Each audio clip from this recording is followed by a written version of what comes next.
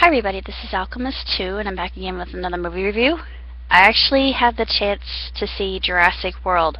Finally, it took forever.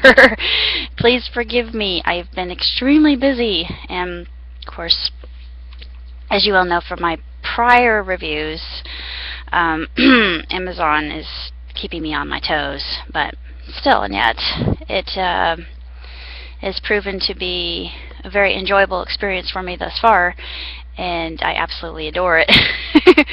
It probably saved my life, as cliched as it sounds, but I do believe it has in many respects, because before, when I was working at a place that I will not mention, I just wasn't very happy at all. I was just absolutely miserable. I was starting to become a little bit overweight, and it was horrendous, for lack of a better word. But anyway, I am just absolutely ebullient with this job. But back to the subject at hand, Jurassic World. I absolutely loved this movie. The young actors who played Gary and Zach, I thought were excellent, and I think my dad thought that Gary was supposed to be a girl.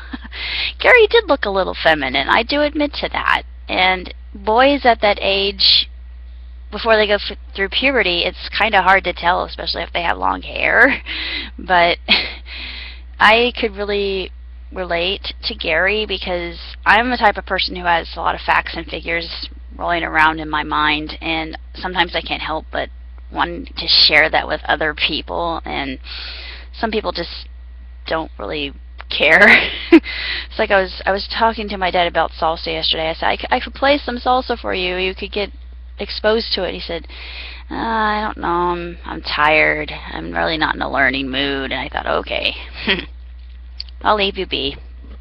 I'll play you some later, so you can get an idea of what salsa music is really like. But movie in and of itself, it harkens to the very first Jurassic Park, and they actually enter into the original park later on in the film, which I really enjoyed, and I recognized a lot of things from the beginning of the franchise, and as a fangirl, it made me very happy. I was extremely satisfied, and had my mother been alive, I think that she would absolutely have loved this film, because she just savored, relished, and loved the Jurassic Park series. She really liked the first Jurassic Park, and we didn't care for the second or third because the first one was just so perfect. You really didn't have to do anything to it to make it any better than it really was. And when they made the sequels, they sort of ruined it. I don't mean to be mean, but it really had no necessity for further films. It was just all for money. And what's so interesting about this particular movie in and of itself is it speaks of corporate greed and genetically modified organisms. The whole idea of playing God, as it were, the Frankensteinian element, it I thought was really quite interesting and disconcerting, unnerving, and these things are already happening in our world of science, so I think we have to tread lightly and carefully on these waters, because who knows what will occur. Of course, there's a lot of good that will come from it too, I think, because with autograft, people won't reject organs that come from their own system. That's one thing I support. But there's no real black or white in the whole field of genetics. Unfortunately, it's a lot of gray, and with Jurassic World we see that, and it's very didactic in nature and how it's portrayed. I enjoyed everything about it. I didn't really see anything that was worthy of quibbling about. There were a couple things that I thought, why would you do that? I wouldn't have done that, and my logic would have taken over. I would have survived, but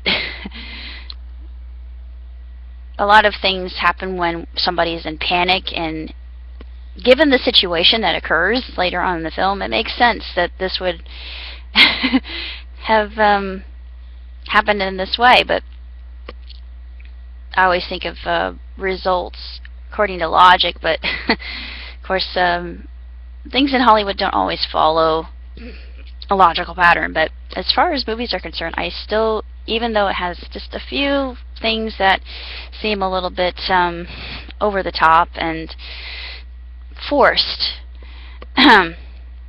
I'll give you a slight spoiler. Between Claire and Owen, for example, I thought that something was a little bit pushed, and I thought, reality check, this really should not have happened, but it happens anyway. But I think that was just to lure another viewer faction in, because I think a lot of producers are realizing that there are people in the audience who don't just want action and adventure and gore and needless bloodshed, although those things are very entertaining in and of themselves, although I don't condone them. But in this case, given predatory animals, it would follow.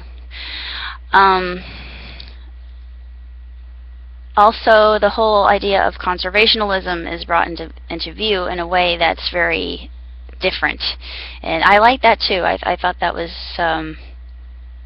interesting, a little bit unhinging at times.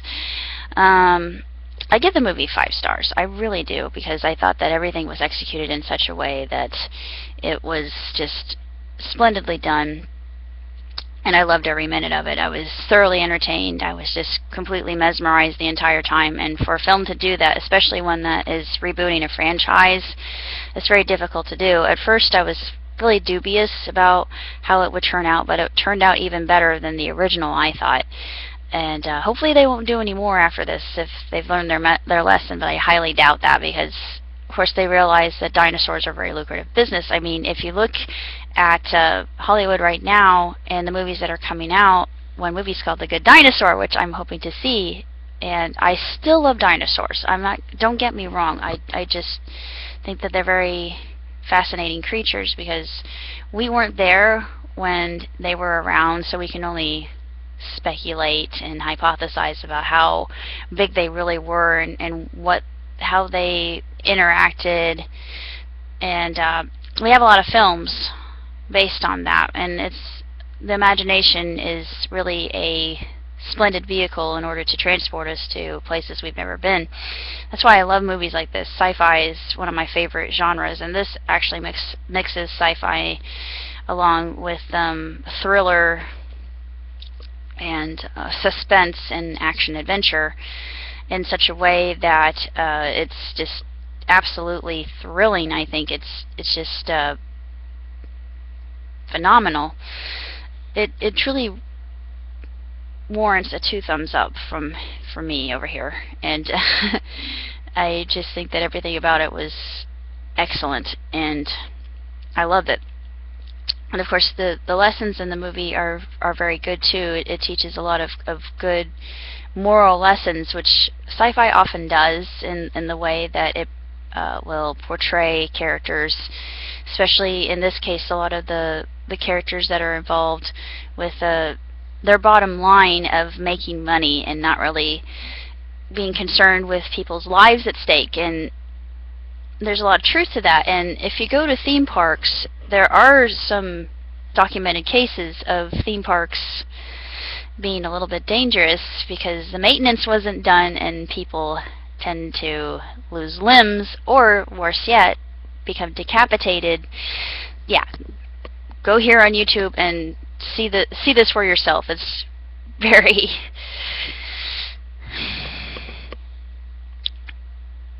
very unnerving. It's actually very grotesque in nature, and I forewarn you, if your curiosity leads you to that, go ahead, but just warning ahead of time, it's not for the faint of heart.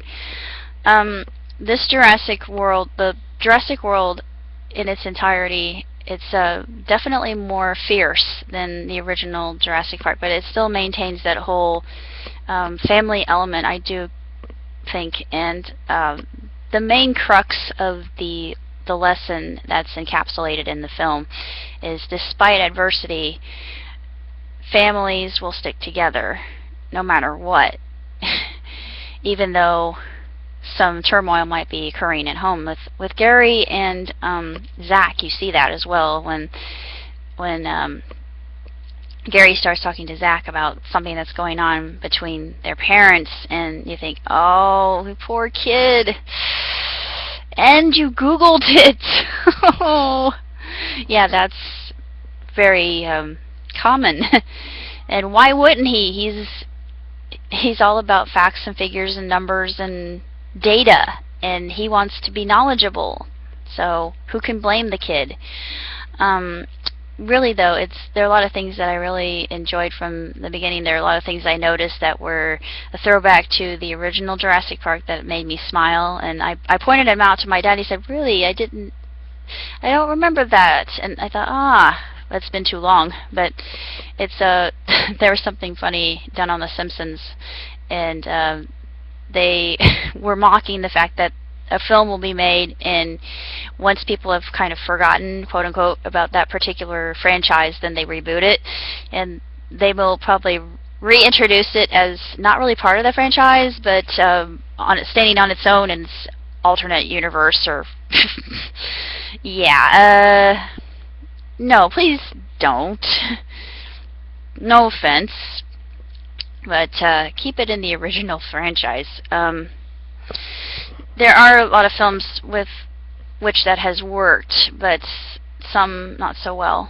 But basically, that's all I have to say about Jurassic World. I enjoyed it immensely. It was absolutely spectacular. It was truly a magnificent movie. It was just stellar through and through, and just the action sequences in of themselves, especially with my favorites, the raptors, they were perfect. But that's pretty much all I have to say. I really don't have a lot to update upon. My friend, he's deploying this Thanksgiving. I know I've mentioned that before, and I'm a little sad about it. We've heard from our border. Unfortunately, we forgot his laundry detergent. That was the one thing he wanted to do, laundry. How could we forget that? That was so dumb. But that was the only thing that I had forgotten on the list, other than my dad's salve for his back. But I'm only human. I'm busy writing a comedy called The Hedonists, and it's really quite amusing because basically it's about two groups of people. They're both empty nesters. They have their families over from time to time to reunite.